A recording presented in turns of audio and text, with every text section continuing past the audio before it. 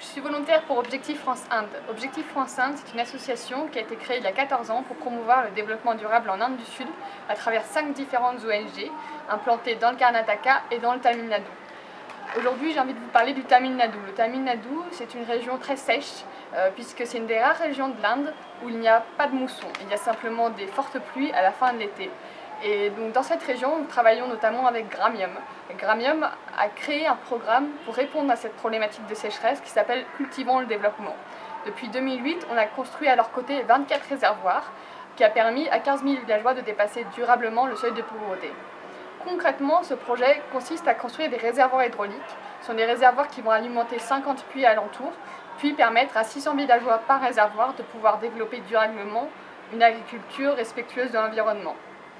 Non seulement ça permet de développer l'agriculture, mais cela permet également d'avoir de l'eau de l'eau potable dans chaque village alentour.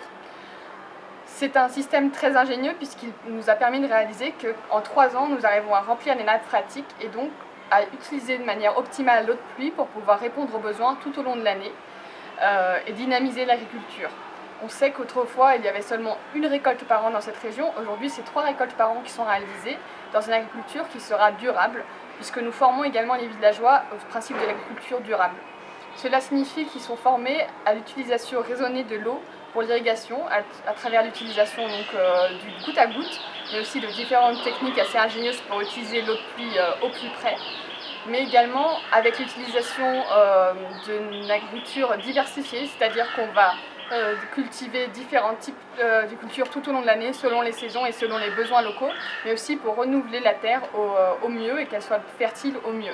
Donc nous cultivons du sucre de canne, du riz, de la banane, mais aussi de l'aubergine, de la tomate, des lentilles, toutes sortes de légumes, de fruits et légumes pour pouvoir répondre aux besoins de la population locale.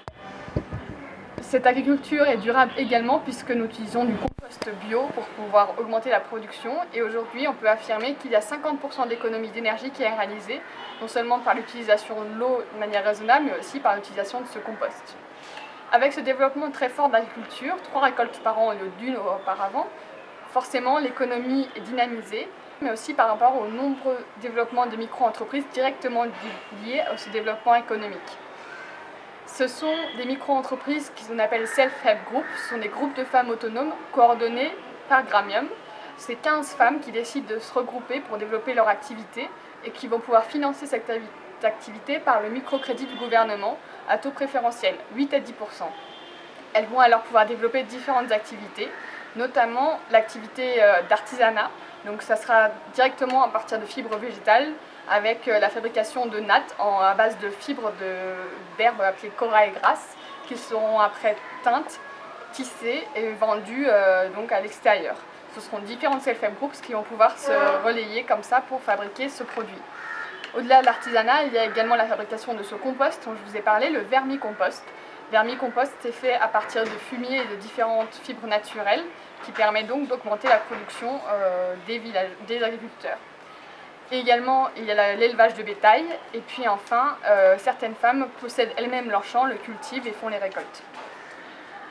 Grâce à cela, le développement économique est permis pour tous et par tous, mais aussi un développement social.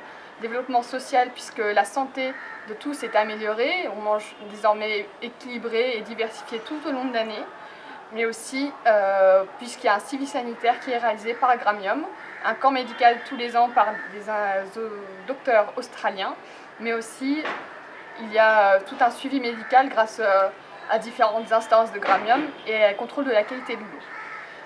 Vous l'aurez compris, Cultivons le développement, c'est véritablement un projet de développement intégré pour le développement durable des populations marginalisées du Tamil Nadu.